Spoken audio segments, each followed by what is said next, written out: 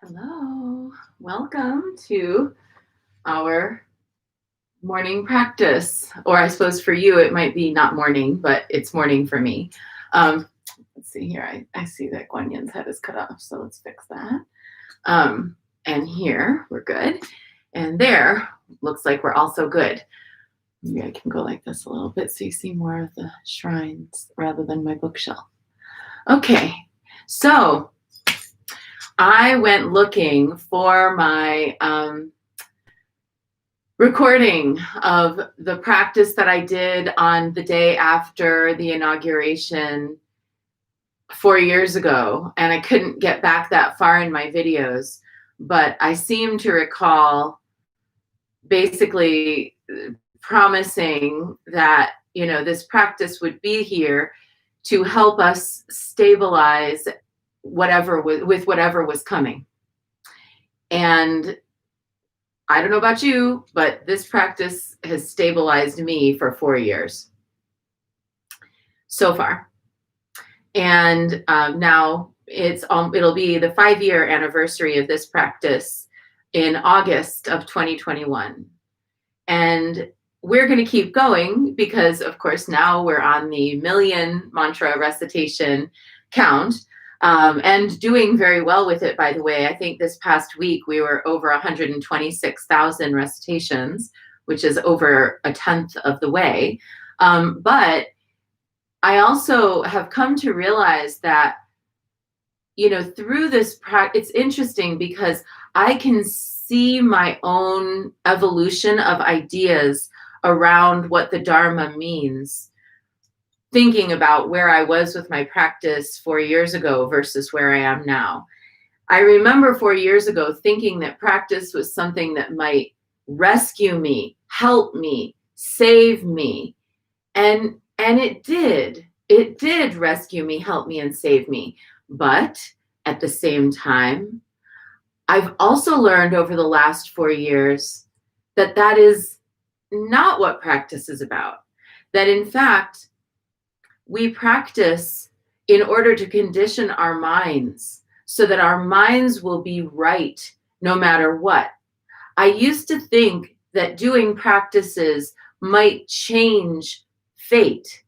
I now see that doing practice changes me and my relationship to fate.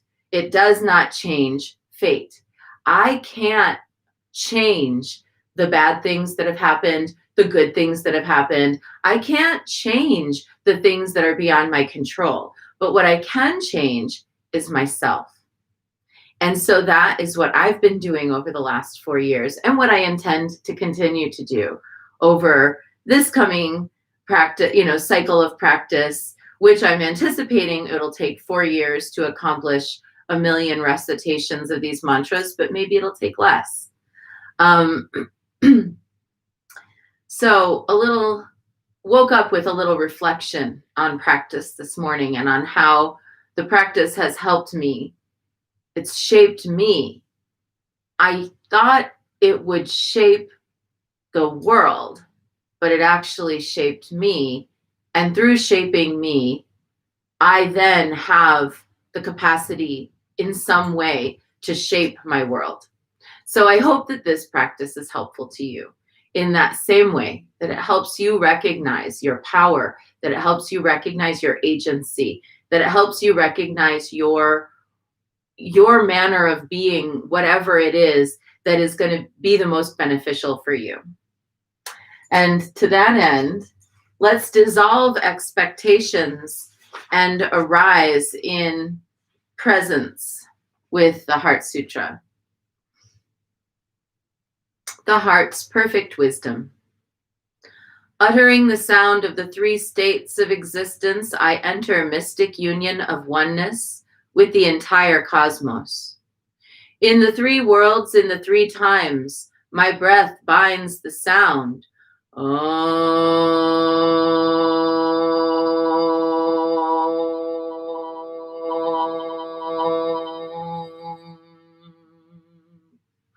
Purifying the body, speech, and mind.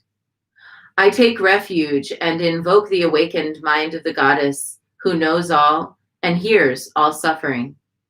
The blessed Bodhisattva Aryatara, from the deep practices of the heart's perfect wisdom, understanding that the 5 elements of consciousness were always empty, instructing her student Shariputra, she says, "In this world of forms, Shariputra, all phenomena are empty.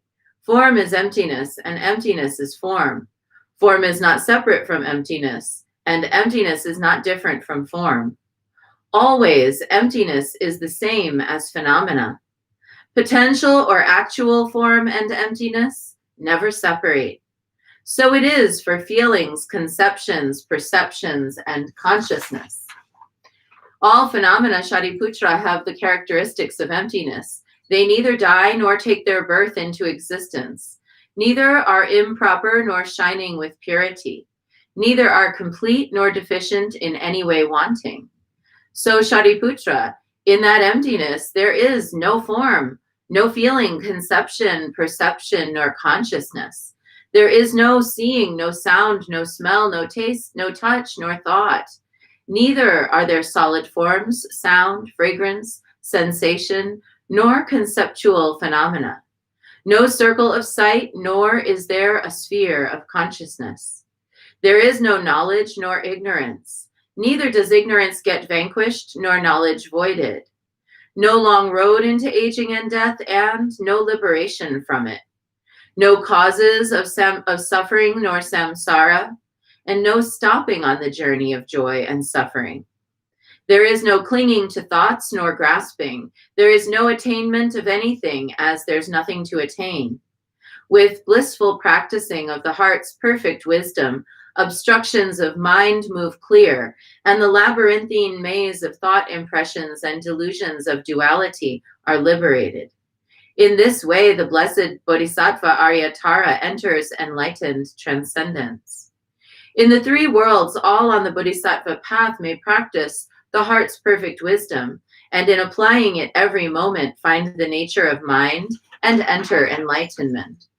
So understand and see the mantra of the heart's perfect wisdom as the strongest of sorceries, as the most powerful saying of mystical and sacred speech. It is the mantra which smooths over all things, which disperses lies into its light of truth. This mantra liberates all and is said like this: Gate, gate, paragate, parasamgate, buddhi soha. Gone, gone, crossed over and gone. Completely gone beyond to the far shore, awakened, and all is good. This ends the heart's perfect wisdom. And just a quick reminder before I do the divination that we have a few of these kits for Prajnaparamita left. We've sold several, but there are still a couple, and our Prajnaparamita kits include this beautiful I want to just bring it close so you can see, hand-lettered copy of the Heart Sutra made by Priestess Hung Yu. And it's got a wax seal in the corner. She stamped it with stars and lotuses. It's just perfect. And something like this, to get someone to hand letter the Heart Sutra for you.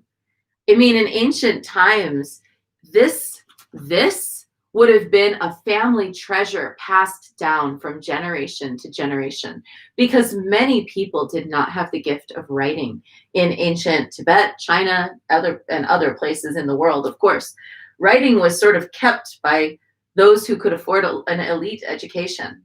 And this is why Machi Glapdron, one of our ancestresses for the month of January in the Mount Shasta Goddess Temple, became so famous as a Dharma practitioner, because she could read and write, and she could go to people's homes and practice the Heart Sutra for them. So keep in mind that something like this is really rare. To get somebody's actual hand in perfection to enumerate and illuminate the Heart Sutra, it would have been considered a family heirloom. It's precious. And everything else that's in the kits is wonderful too. If you're interested in one, you can contact me, or you can look on the Mount Shasta Goddess Temple's social media, and you can see how to get one of these kits there. Now let's draw our card for today. Oh, a piece of lint rolled, and I thought it was a spider. Which spider is our animal for this month? And I would love to say that I'm 100% over my fear of spiders, but I'm not. But I don't kill them anymore. I cohabitate. I'll even let them like be near me. But when I just thought that I reached my hand down and had a spider, that would have been a very lively practice, let me tell you. If there was a spider on my hand. Now, I hope the rest of the month of January, please don't make this happen. Please, Great Mother. All right. Yeah, the month of January in the Mount Shasta Goddess Temple is the month where we work with the spider, the weaver of the thread of time, space, and activity.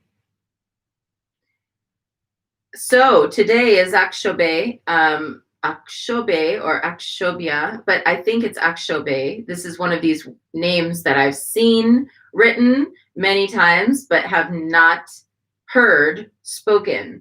Akshobhya. So Bhya is pronounced Bay when we do Namo Guru Be, Namo, Buddhaye.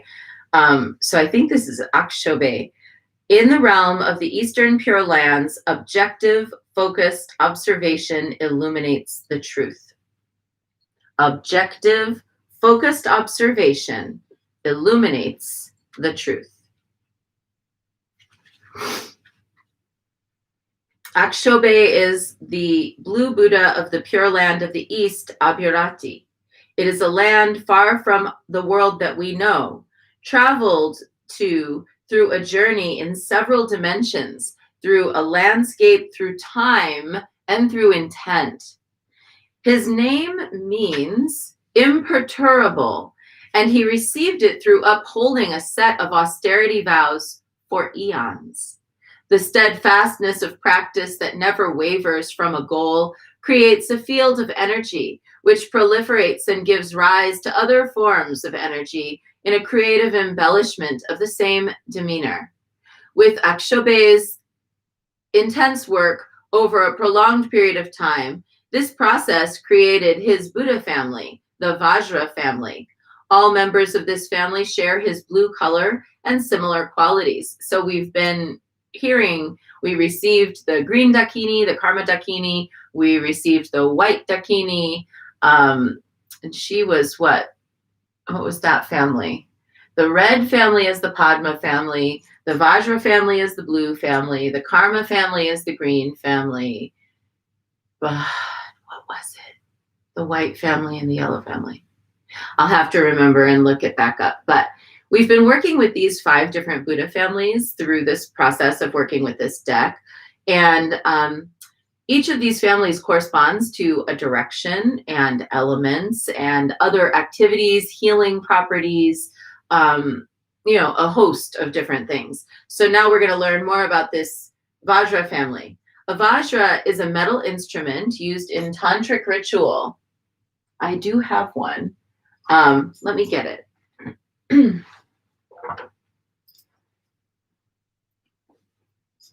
It's right here. Hang on a sec.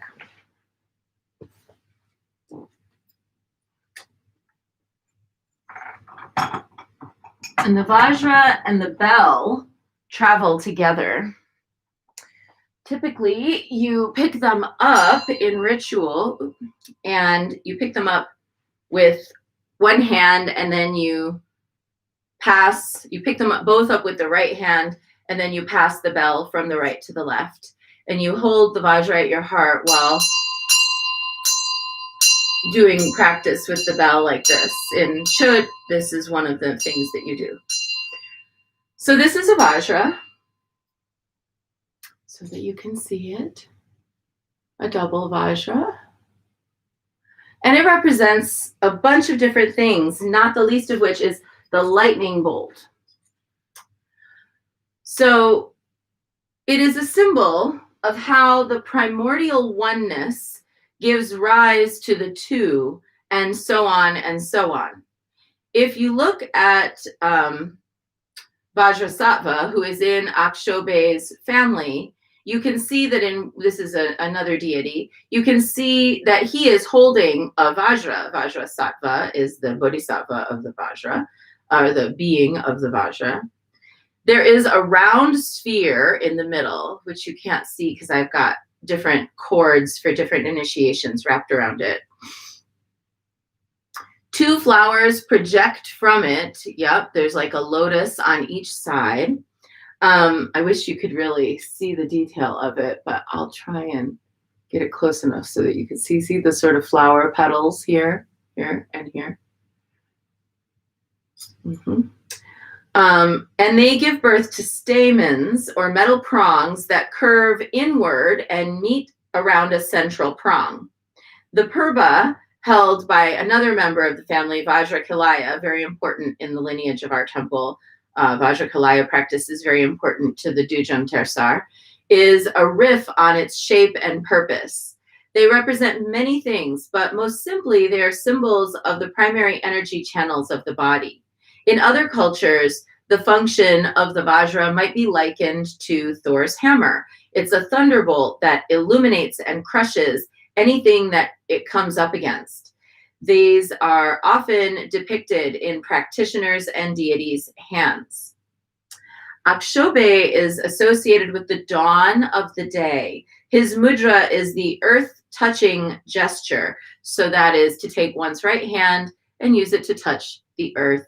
And in doing so, to invoke the earth goddess Sahilamo, who is the witness to the Buddha's many thousands of years of practice in multiple different lifetimes of austerities and devotion that yielded his ability to attain enlightenment. And so when the Buddha Shakyamuni was sitting under the Bodhi tree in his contemplation and wondering if he actually could attain enlightenment, he had tried a life of luxury, had not attained enlightenment. He had tried a life of austerity, had not attained enlightenment. So he sat on a grass mat underneath the Bodhi tree and said, I'm going to just sit here until I figure this out.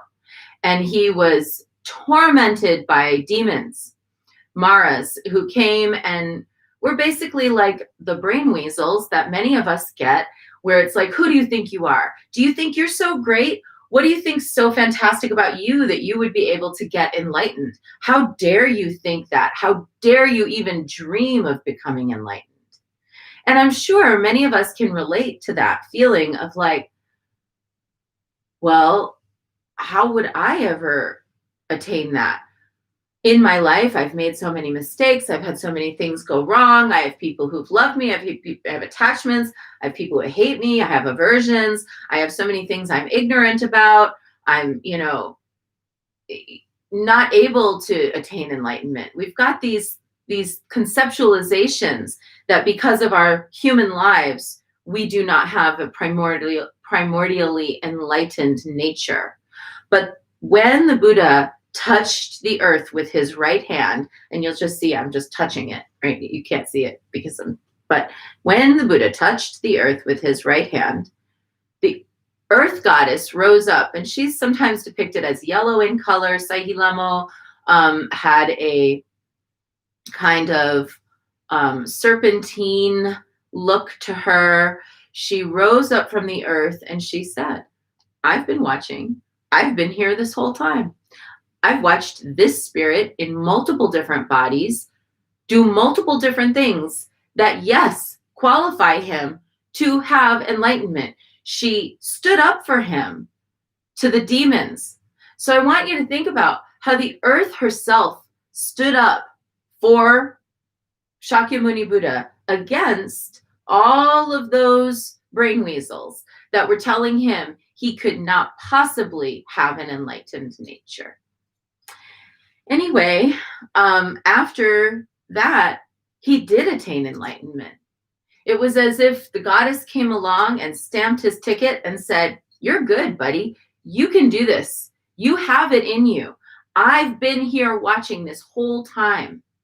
Now, Part of the reason in the Dharma why we cultivate a relationship with a teacher, especially an honorable teacher, a teacher who we can trust, a teacher who is knowledgeable and also human at the same time, is because then we have a person who's able to say to us, I've been watching this whole time. I've seen how far you've come. I've seen your growth. I see where you still have yet to grow. I can recommend resources to help you to grow.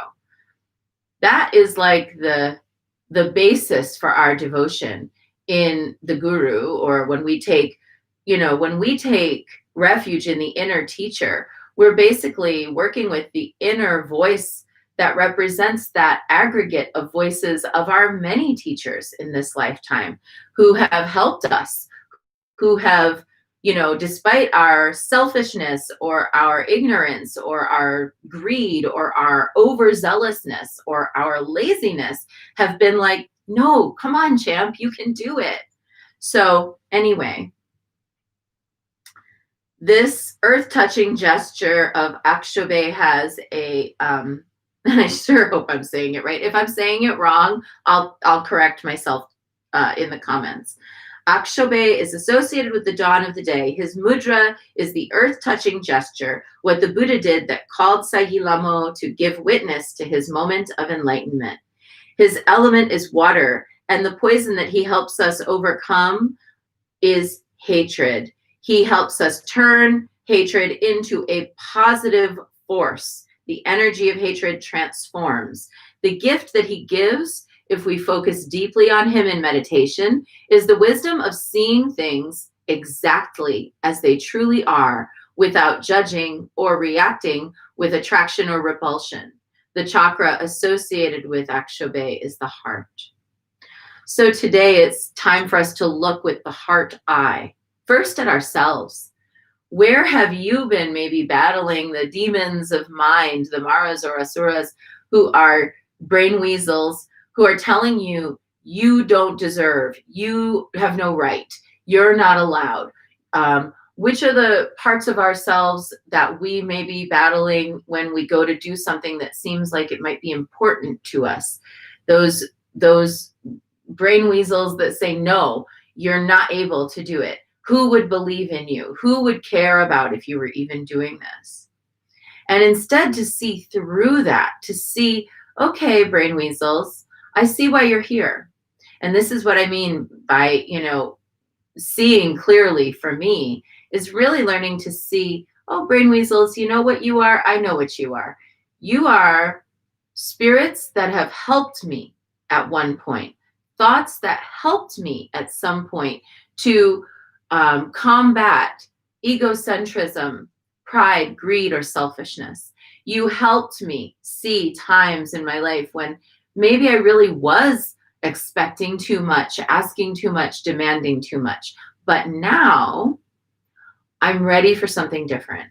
I'm ready to see through the greed, the self-centeredness, the egocentrism, and see that a primordially enlightened nature is my birthright. It's not something I've earned or not earned. It's not something with which I can judge myself or not judge myself. So today, let's start by looking with the eye of the heart at our demons, at our blessings, at the world around us. And let's make the effort to really perceive the enlightened nature that is present in all things and beings, that is not contingent upon our behavior in this lifetime. It doesn't mean we shouldn't behave. It's just that it was there from the beginning and it will always be there. And each of us, no matter what's happened in our lives, has access to that, can overcome whatever blocks us from that enlightened nature, whether it's addictions, whether it's bad decisions, whether it's self-loathing, whether it's, jealousy or anger toward others, whatever it is that we think is the block to our enlightenment can be perceived through the eyes of the heart in a different way that will yield healing, resolution, and truth. And if you don't believe me, go out and ask the earth. Here depicted, Akshobe touching the earth.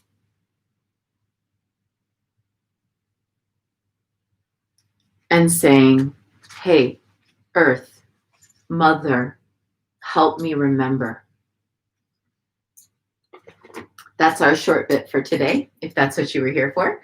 And if you're here for Guanyin practice, let's do it. 3 prostrations before the shrine.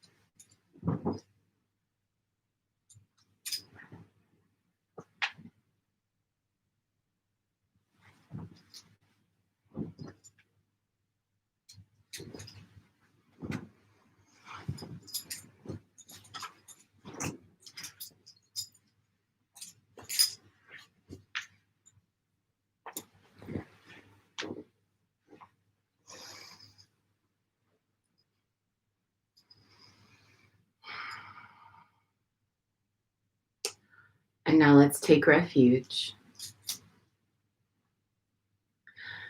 Namo Gurube.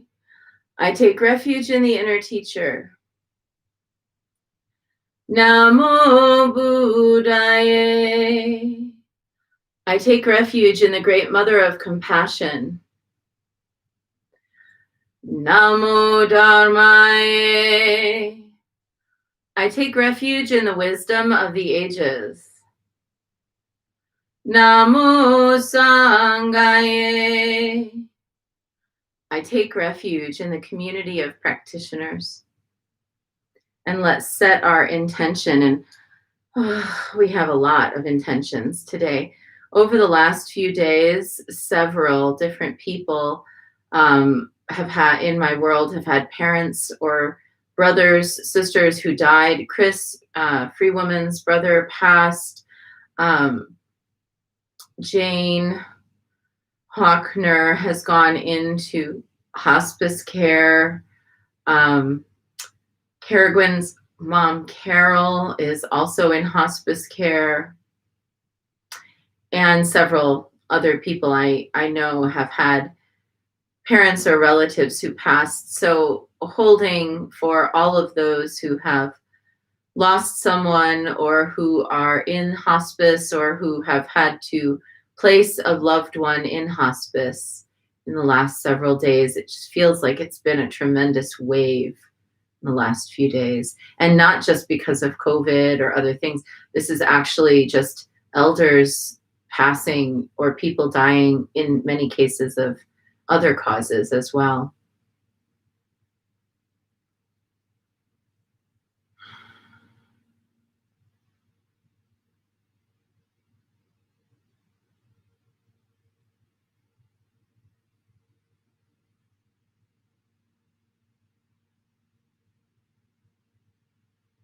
And let's recite the 4 immeasurables. May I be a source of loving kindness in this world and all worlds, bringing a generous heart to all my thoughts and doings. May I be a vehicle of compassion in this world and all worlds, ever mindful and aware of the tremendous suffering of others. May I be a brimming vessel of joy in this world and all worlds, delighting in the happiness of others as their suffering is alleviated. May I be a balance point of equanimity in this world and all worlds, seeing all as equals and all as deserving of goodness. And let's make our offerings.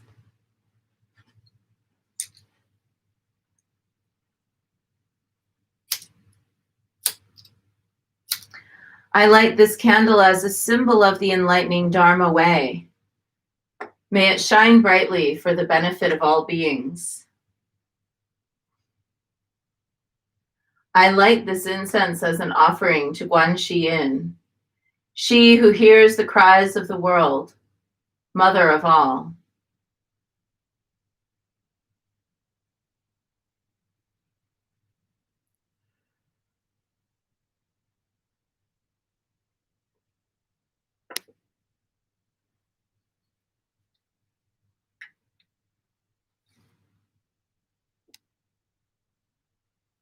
Omahum.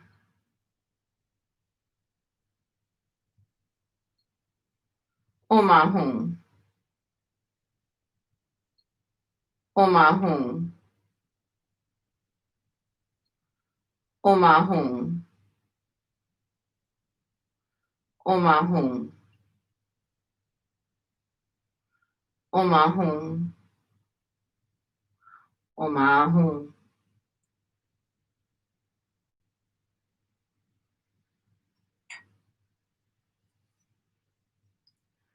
Omahum. Omahum. Omahum. Omahum. Omahum. Omahum. Omahum.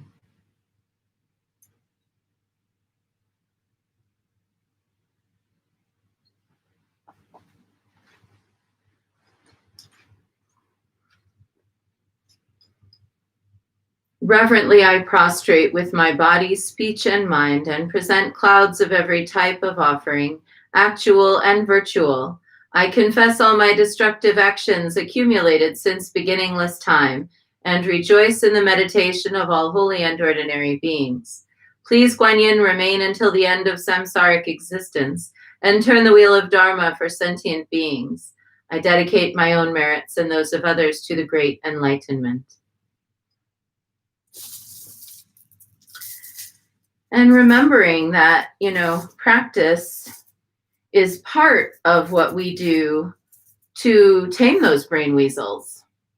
108 recitations of Namo Guanxi Pusa, remembering that when we focus on the enlightened awareness that is always present and available in our hearts, we have less time to pay attention to brain weasels of various sorts. Namo Guanxi Pusa, Namo Guanxi Pusa, Namo Guanxi Pusa, Namo Guanxi Pusa, Namo Guanxi Pusa, Namo Guanxi Pusa, Namo Guanxi Pusa, Namo Guanxi Pusa.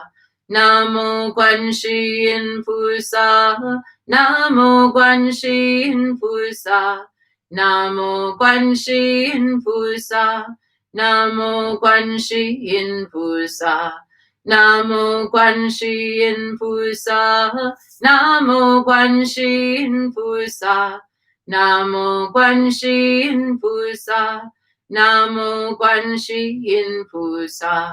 Namo Guanxi Pusa, Namo Guanxi Pusa, Namo Guanxi Pusa, Namo Guanxi Pusa, Namo Guanxi Pusa, Namo Guanxi Pusa, Namo Guanxi Pusa, Namo Guanxi Pusa.